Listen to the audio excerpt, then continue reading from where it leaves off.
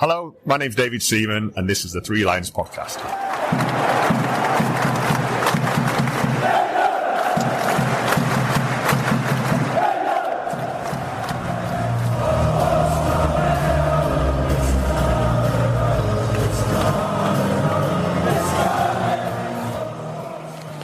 Hello, and welcome to the Three Lions podcast. My name's Russell Osborne.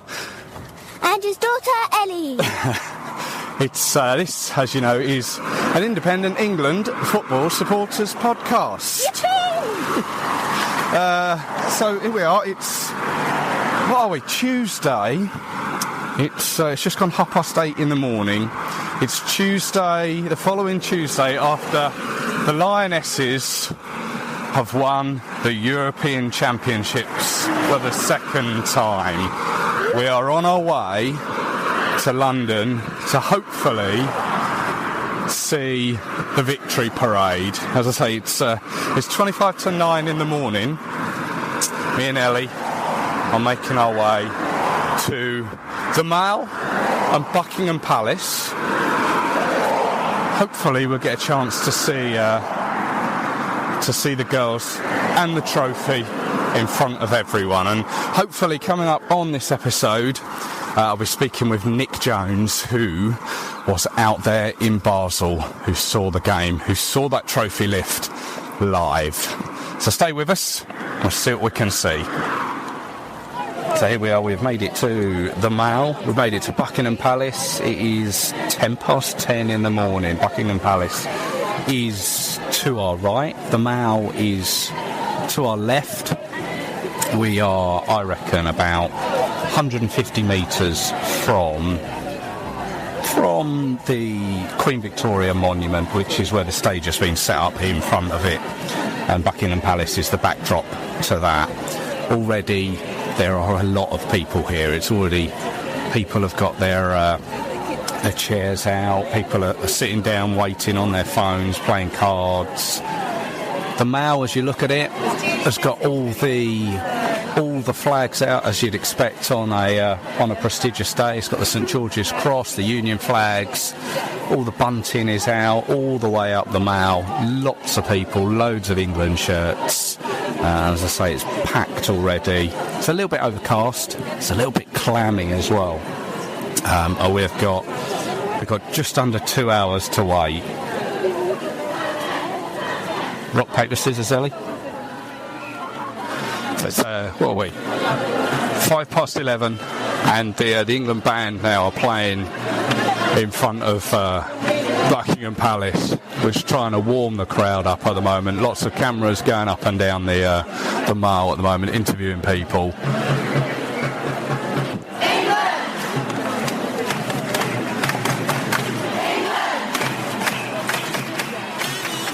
Oh no, I've got a bit of a low battery running here. They've just shown on the big screens that the team coaches have turned the corner at the top of the Mall. There's a marching band in front of them. They are, you can see on the big screens now, they've just turned the top of the corner and making their way past us soon. Just passed us on the bus. I couldn't record anything because I had my daughter on my shoulders, which was cool. She got to see it all. Lauren James was on our side. Hannah Hampton was holding the trophy at the back. Gave it a raise for us.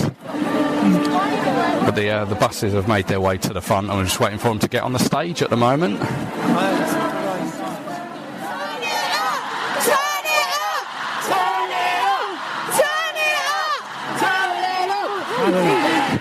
Sound, there's no sound here. All we can see is just screens. Now, I get the irony there where I mention about the quality of the sound system on the Mall and during the parade there, and the irony that my quality of my audio wasn't too good there, but yeah. A good afternoon was had by all. Ellie enjoyed it, but I'm glad to say I am joined now by England fan, Leeds fan as well, Lionesses fan, and someone who was out there in Basel for the final, Nick Jones. Hello there, Nick. Hey Russell, how you doing? I'm very well, thank you. Yourself? Just about recovered from Sunday's antics. It was incredible, absolutely incredible. Well, before you tell us about that one, this isn't the first time you've been out there to Switzerland, is it?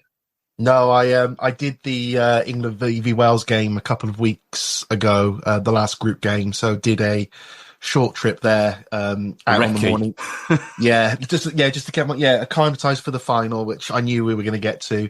Yeah, so out on the morning of that game and then back the following morning. So kind of a short trip, but that was a good game as well. And this one was even better on Sunday. Well, you said there you knew we were going to get to. You've obviously got a ticket for the final. How far in advance did you think to yourself, right, I'm going for a final ticket? And then obviously comes with... Yeah, all the travel arrangements as well. I had a ticket from the back end of last year for myself and my sister-in-law who came with me to the final at Wembley in 2022. So we got tickets in the general sale. And fortunately, this... in the last week, we were kind of able to sort of swap them for England end tickets as well. So kind of, to be in the thick of it at the England end in the stadium. But I actually booked my flight out to Basel back at the end of April. Okay. So I kind of took a punt that we were going to get there. I thought to myself, if I've got these general sale tickets, I might go out for the final anyway, even if the Lionesses didn't get there. But I was confident enough to kind of spend a little, make that investment and spend a little bit of money to get that flight to Basel, and it paid off beautifully. Marvellous. So what was it? First thing out Sunday morning? Yeah, first thing out Sunday morning. So out of Luton about 6:30 into Basel, kind of probably just over an hour later. It's actually quite a quick flight. And then straight into the city centre, and I met the guys from Radio 5 Live. Oh, yeah. To kind of do a stint with them, which they didn't tell me about beforehand, what I'd be doing and who I'd be speaking to. But I went on air alongside Ellen White. Marvellous. The Lionesses top goal scorer of all time, bit of an England legend, and Emma Sanders, who's the lead women's football writer for the BBC. So there was, the fans' perspective, the media's perspective, and also the players' perspective. And so that was really good. It was great to meet them. And then off to the FSA that had set up a kind of base camp for the fans, it was basically like a beach party themed sort of set up with sand, with waterfalls, with bars, food stalls, really, really good set of music going as well. So that was quite a nice little setup they had right in the centre of Basel in a kind of a conference centre. Right.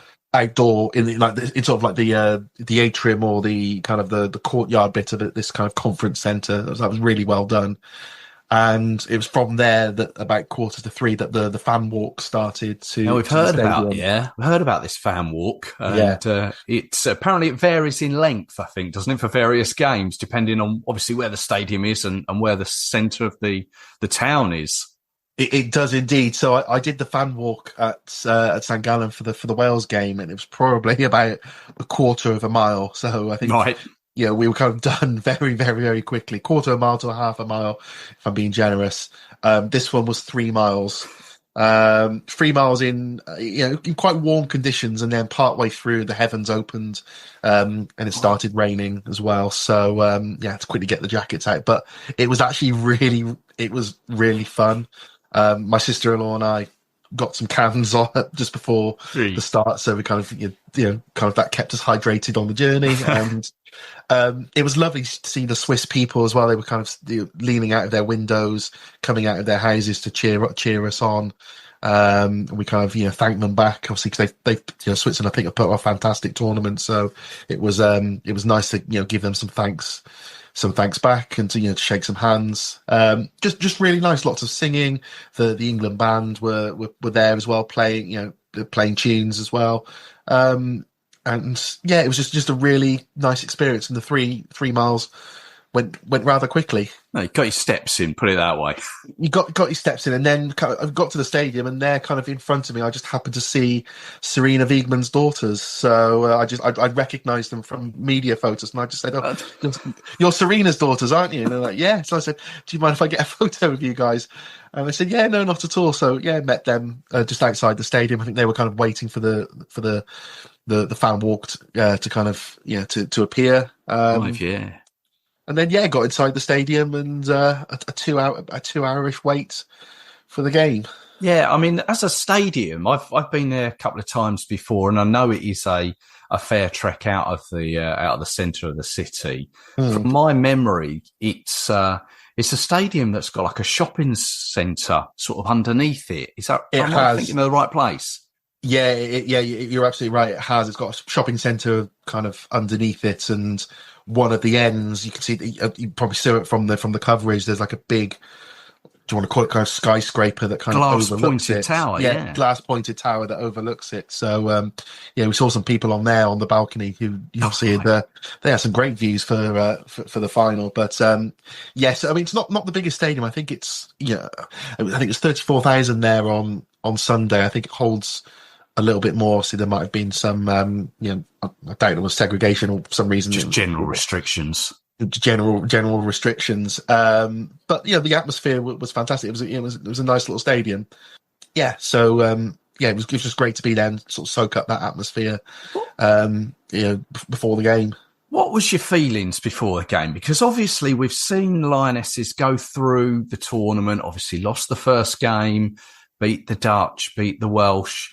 Struggled, let's be honest, against the Swedes and the Italians. And I think the general consensus was we've seen Spain throughout the tournament as well. And the two teams had come together for the final. I mean, we all know that anything can happen in a final, but I've got to say, I thought Spain would be the ultimate winners. Yeah, I mean, my mind kept going back to last year and the men's Euros. I know you and I've had discussion before. We don't like to compare the two, but I think there were some feelings that I had, particularly after the defeat last year, where lots of people said that the beautiful Spanish game, kind of ultimately won against the kind of the more ugly England game, where we were kind of getting last minute goals and having to really, really dig deep. And they kind of said it was, it would have been an injustice if the English had won last year for the men's. I was kind of, those thoughts were still playing in my mind this year as well, because you see the Spanish are an incredible team. They've got some, absolutely fantastic players, Bonmati, Putellas, Pina, just absolutely world class. I mean, the Spanish players have won the last 4 Ballon d'Ors. That tells you all you need to know. And then we were there, and we'd been kind of grinding those results out. So part of me thought that kind of beautiful Spanish game could kind of win out. But then I don't know. I just also had this overriding feeling that the mood was good. I had a similar sort of feeling at the final at Wembley 3 years ago, that it was going to be our time. We were going to do it.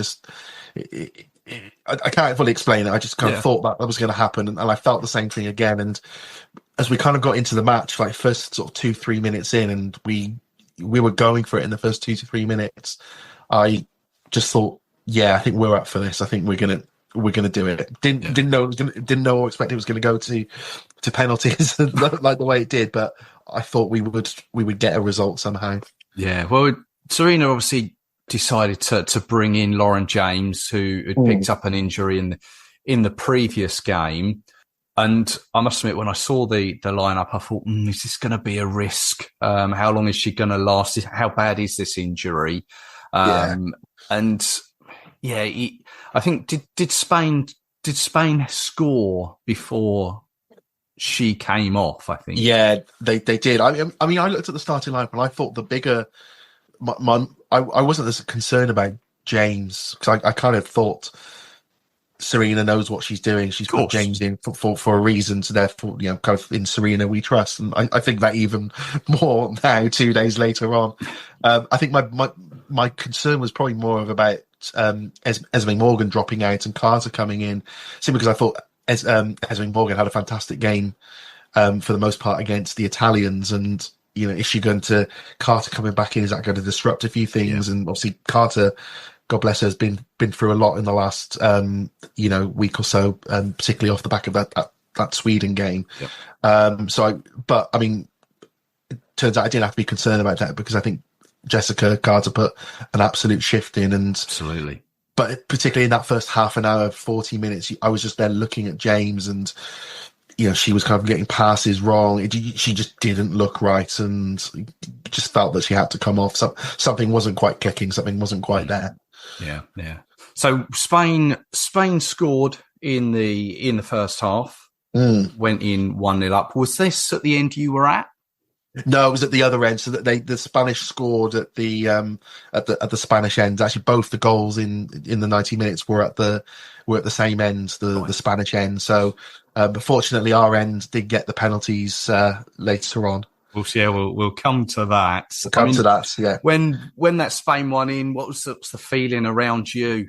Yeah, it was a bit of deflation, but very quickly that turned into, come on, they've scored early, and we can get this back. One of the things I said when I was being interviewed alongside Ellen and Emma back for BBC was, I think because of what we've demonstrated in the previous games, despite the Swedish game and the Italian game, if we go 1-0 down or 2-0 down, I still think the Spanish could be very worried about us, because they've seen what we can do in previous games.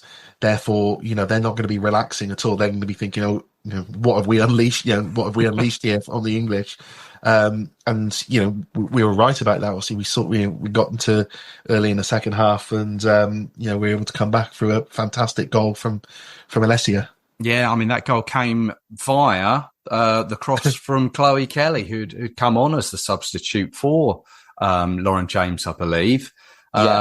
And I mean, we'll wax lyrical about Chloe Kelly in a moment, I'm sure. But Alessia Russo equalised for us. That was what we needed, wasn't it, to bring us back into the game? Obviously, it was. It turbocharged us as well. And I'm also I'm so glad that Russo got it, because I think she hasn't scored the most goals this tournament. I think she's on a couple of goals there, but she's, her kind of link up play, her assists, her work rate has been absolutely incredible. It's not just, she's proved she's not just about the goals, she's about creating the goals and creating the chances. And, the fact that she got into the UEFA team of the tournament as well was no surprise. And that was a, great testament to all the work that she's done. Yeah. Obviously, as the game progressed, Spain began to, I don't know, almost turn the tap, didn't they? And sort of turn it up. They peppered our goal, but I think as I was watching it with my family, I'm saying they're having possession, the Spaniards, but they're not really. Every shot they had was either being blocked away, or Hampton had a couple of saves. But it just, to me, it didn't feel like the Spanish were actually going to unlock us. And I think that's more, our defence knew the job it had to do. Yeah, they didn't really have a clear-cut chance at all.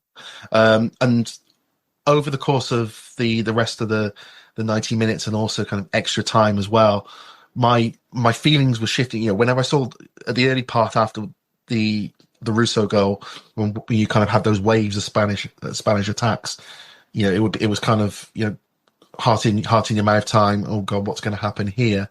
But then, as you say, kind of the defense were kicking in. Carter had an unbelievable. The whole back four, I think, had a great game. Stanway was, I think, put in an absolute shift as well. She was going for it. She was determined to win balls back.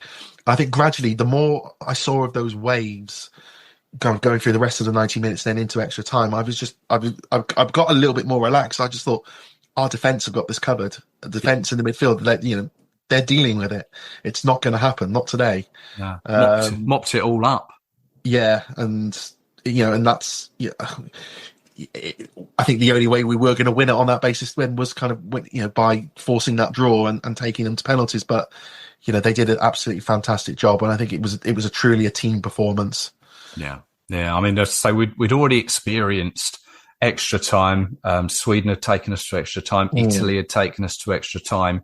Spain were now taking us to extra time. I mean, ultimately, over the course of this tournament, we've played an extra game through 3 lots of extra time. And then, of course, the penalties which we'd experienced against Sweden, penalties it was to be against Spain. You say that obviously they were taken at your end.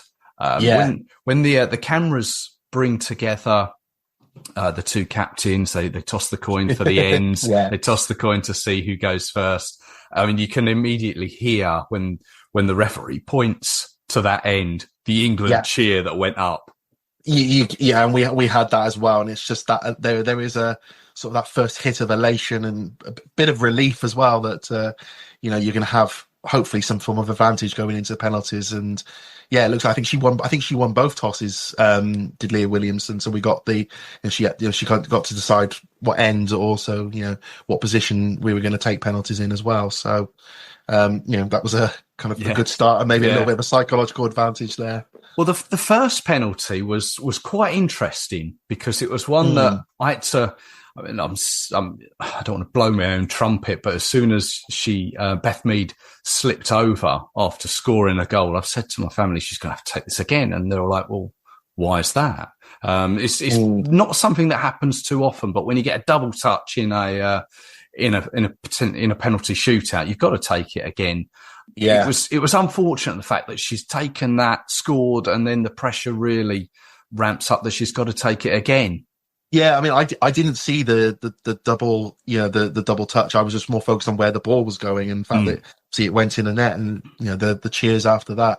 But I did turn around. I immediately saw Catacoy, the Spanish goalkeeper, kind of gesturing for VAR. She was sort of making like a rectangle sort of sign with her fingers, to say to referee, you need to check that.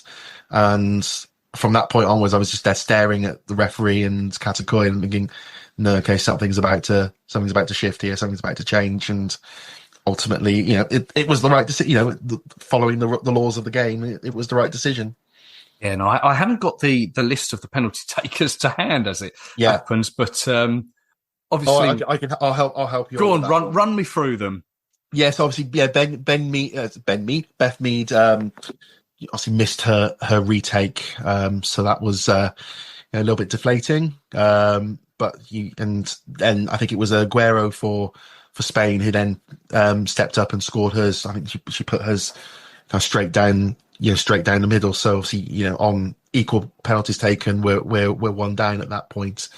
So you just kind of hope and pray that something's going to happen. Hannah Hampton's going to pull out a miracle, or one of their players has misses. And fortunately, did have long to wait. I mean, Alex Greenwood, I think, then stepped up to take hers. I think, fair play to her. I think she just about squeezed it in, but she missed against Sweden in the quarterfinal. So there was a little bit of a sort of mini redemption for her there to kind of, to put one in the back, put in the back of the net and kind of keep us in the game.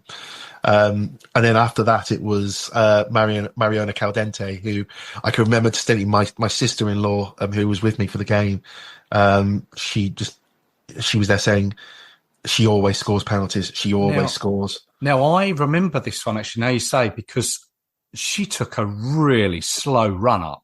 Yeah. And obviously it didn't pay off. And it seemed like the penalty just also travelled very slowly as well. Yeah, and it felt like Hannah Hampton had bags of time to kind of make that, make that jump. I mean, if you actually watch her positioning, I think Hannah Hampton kind of sways off to the kind of her right hand side a little bit, so it kind of opens up the left. And Mariana Caldente probably thought, okay, well, that's where I'm going to put it then. But Hannah was then kind of, because of the pace of the penalty, Hannah was able to kind of shift to her left and make that save. So, and obviously when your goalkeeper makes a save, we could probably talk a bit more about Hannah Hampton as well as Chloe Kelly later. But that was just elation there as well. Feel like, okay, we could be, we're back in the game here. Yeah. We're back on equal terms. Who was next? Caldente misses, yeah. Then it was Niamh Charles for us, and I kind of had no history or no knowledge of what Niamh Charles's penalty taking history's like, and she scored before, but fair play for her for stepping up, and she buried it, and the goalkeeper went the wrong way. So again, that was fantastic. We were kind of back in pole position, albeit Spain still then had to go and score, and then who steps up? But the best player in the world, someone who I think she's absolutely incredible, Aitana Bonmati, and I can just remember thinking Bonmati, something's got to give at some point with her. She's it's like everything she touches turns to gold. But I think at some point she's got to fail. And what a stage to fail on! What a stage to fail on! And I think she took I'm just trying to remember her penalty now. It was kind of to Hannah Hampton's right. It was the opposite It was the opposite side to where Caldente put hers. Oh, I see. So Hampton went the right way. It was probably harder and faster than Caldente's penalty, but Hampton was up to it and pulled off a beautiful save. Kind of probably just at her right height as well. So I think probably at that point that's when it started to kind of just creeping that. I think sway in our direction. Is it gonna? Yeah, but then that kind of changed a few seconds later when Leah Williamson steps up, and yes. I think she gave it a good boot. But I think if you see Katakoi's hands are kind of her trailing hand, she kind of just sticks it up in the air, gets it up, and manages to take the ball kind of out, away from the goal, and kind of almost over or out. It was an absolutely incredible save by Katakoi. I think she deserves a lot of credit. I think both goalkeepers deserve a lot of credit. Both goalkeepers saved, I think, 2 penalties. So, Katakoi saved Meads and Williamson's, Hampton saved Caldente's and Bonmati. So, as something I've said on previous episodes, I think this has been a tournament that has highlighted the goalkeepers in the women's game. I think it's done an absolute power of good, this tournament for goalkeepers. You've had some fantastic performances. Obviously, Hannah Hampton, who I'll say a bit more on her later, and Katrin Berger for Germany as well. The Swedish goalkeeper, particularly her antics in the penalty shootout, Falk, absolutely, and also Katakoi as well. So, I think it's been a solid tournament for the goalkeepers. Yeah. Go on, who was next? You've got the list there. So after Liam Williamson, so obviously at this point we are, I think, we are winning. We're winning 2-1.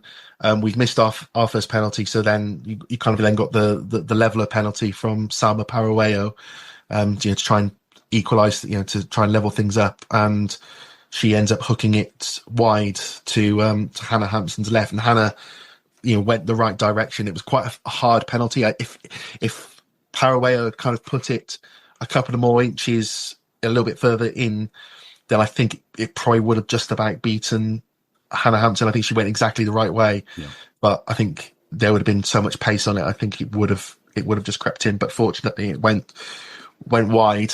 And it was at that point I knew because I've been sort of, obviously you track these things, in your brain, that this is, this, if we win this, we score the next one, we're winning this. And I just said, even before she started walking forward, I said, this is Chloe Kelly. This has to be Chloe Kelly. When she did, when the cameras panned to her walking forward, you could hear the crowd just erupting, because she's iconic, and to see her moving forward, people knew what was potentially going to happen, for her to play her part. It was like it was just beautifully scripted somehow. If Williamson had scored a penalty, then obviously it wouldn't have got that far, and Paraguayo's miss couldn't have ended it. But it was almost like it was written that it was going to go down to Chloe Kelly. And I knew she'd be the penalty taker before I even saw her walking forward. So you then see her coming forward, and I said to my sister-in-law, I said, if Kelly scores this, we've won. And it just wasn't, my sister, she just wasn't registering with her. She was in a daze or something. I think she hadn't been following it, and she was just kind of still almost probably a bit numb.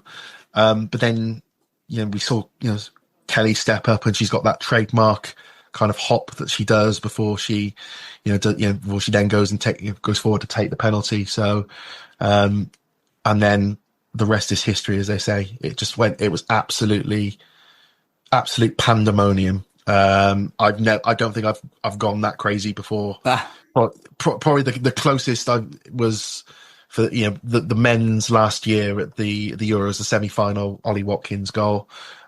Just the sheer amount of, it's joy, it's relief, it's all those different things just kind of combining. The fact that we've beaten probably the best team on paper anyway in the world, and the way we've done it over the last, not just in that game on penalties, but all the way through the tournament. It was just so sweet. It's going to stay with me for a long time. That's superb. I mean, and just on Chloe Kelly, let's not forget, obviously she was the winner back in, scored the winner the time when we won it before.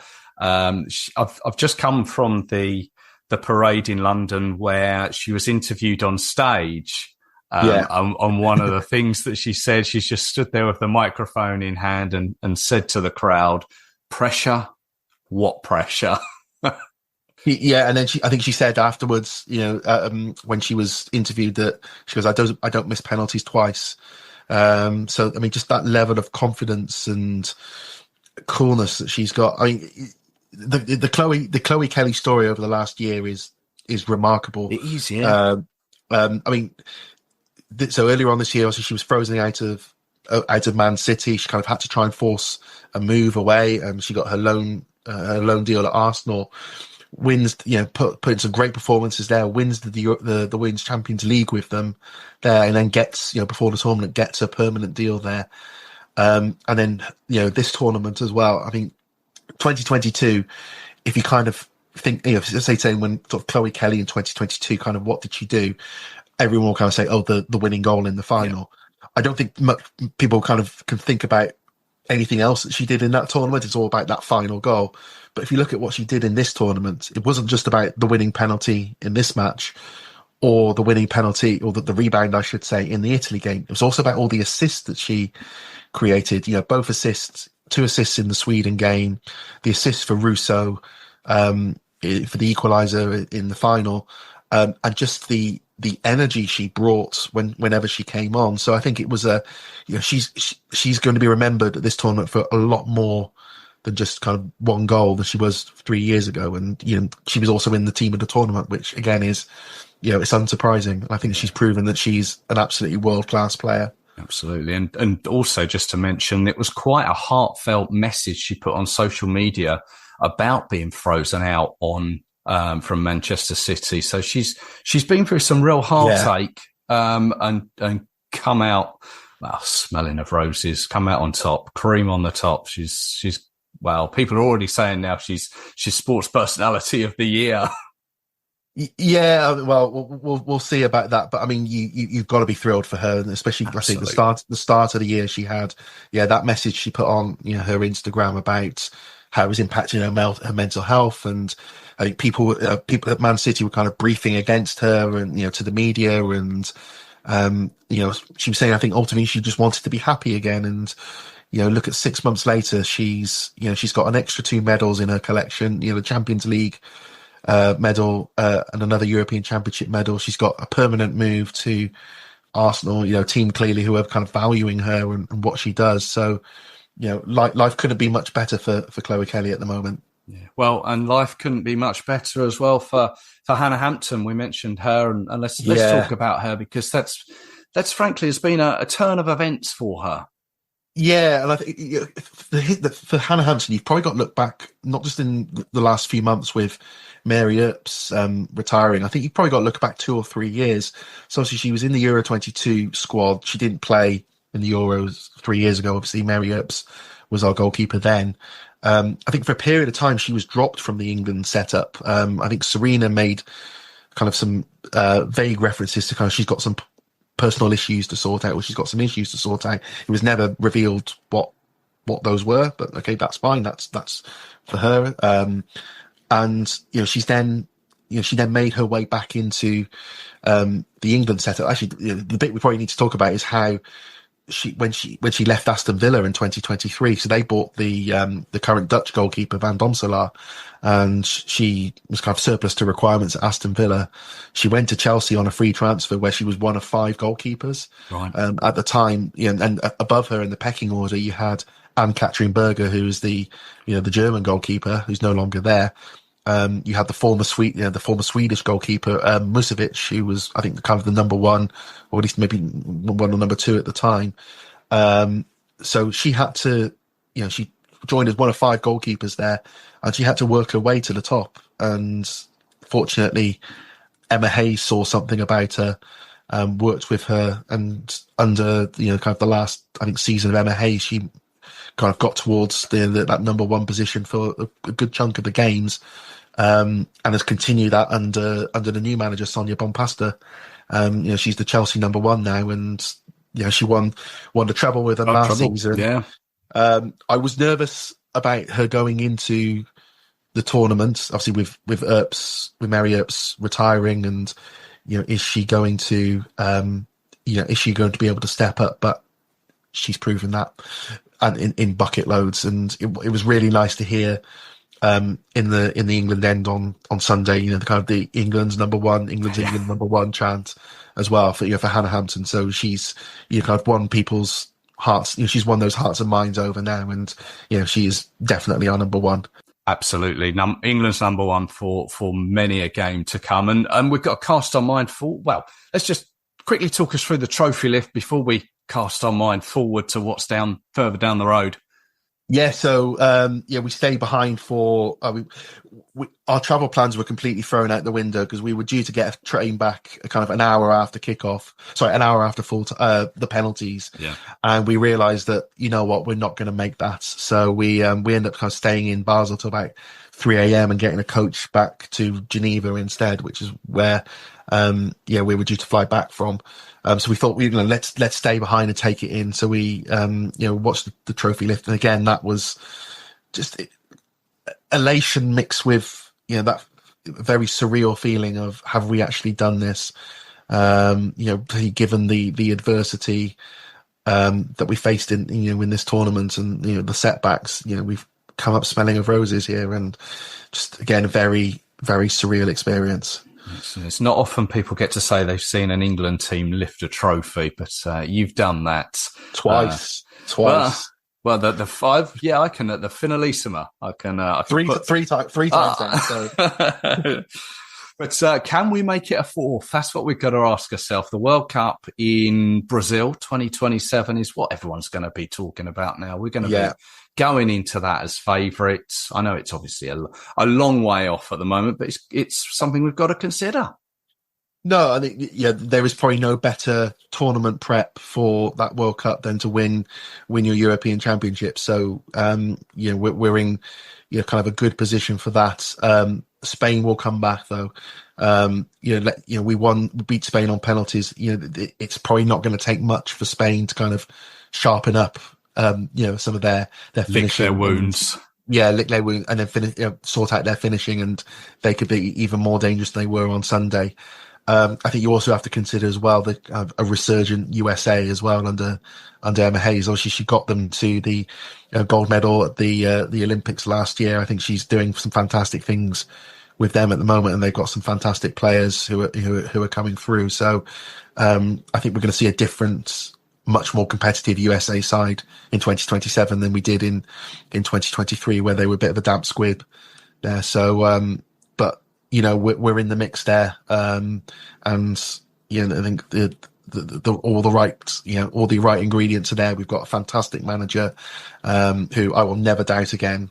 She, even over the last 2 years where we've kind of not qualified for the Olympics, we've come second in Nations Leagues. We've lost some silly games. I don't think I'm not going to. I can't doubt Serena. I think she knows what she's doing. But we've got that ingredient. We've got some great players who are going to carry on now, come through and carry on. Michelle Adjiman, I mean, we haven't said anything about her. Yeah. My word. Played about a game and a half, the equivalent of in this tournament, and got young player of the tournament. I mean, just goes to show the impact that she's got. She's going to be around a long, long time. Hopefully, when 2035, when we're going to host the World Cup, so hopefully she'll still be around then. Let's hope so. Seems a long way off, but that's going to come round very quickly, very quickly. Wow. I mean, what can we say? England, the Lionesses are European champions once again. So congratulations to them. Nick, thank you very much for your time. Thanks for having me. No, thanks for just telling us what it was like. And perhaps there's a lesson for us all there about going for those final tickets, going for that early flight, just getting it in there. Believe in them. I think I'm going to, depending on, let's see where the next Euros is. We don't know yet. I think they're due to announce it.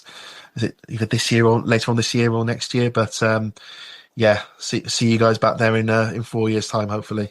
Absolutely. Cheers for that. Take care. Cheers, Russell. Thanks so much to Nick there. Great to hear about all what it was like over in Basel there. Now, I mentioned about Chloe Kelly winning Spotty, Sports Personality of the Year. I mean, it's a possibility. There's so many sports personalities that could win it, but she's got to be up there with a chance. Let's not forget Mary Earps has previously won it as well.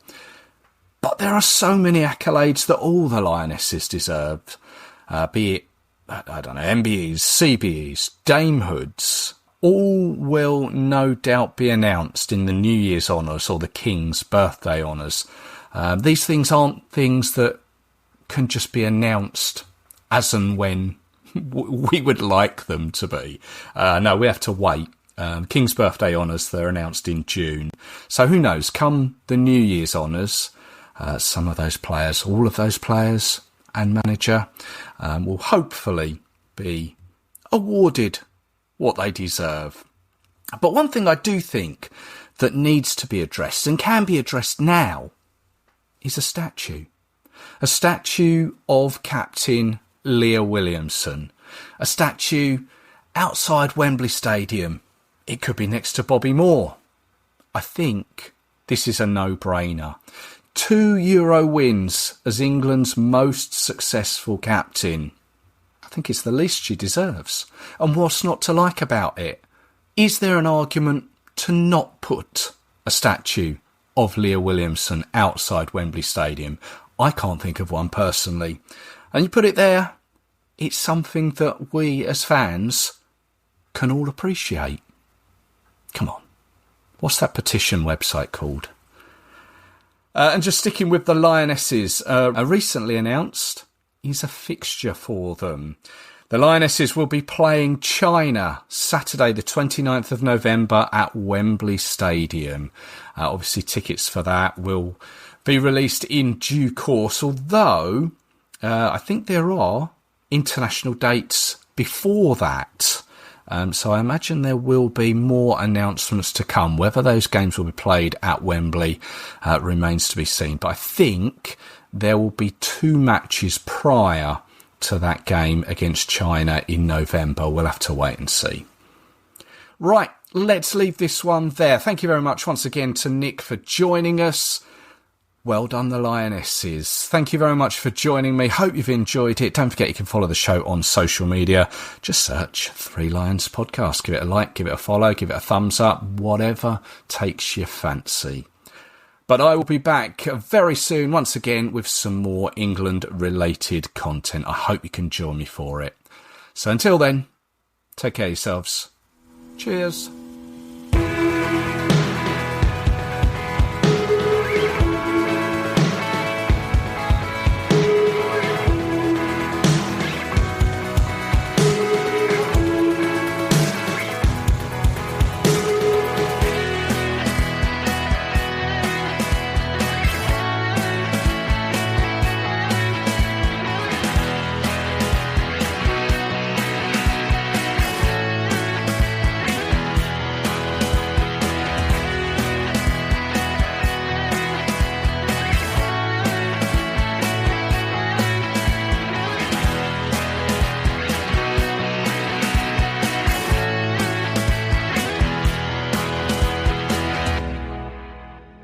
Pressure? What pressure?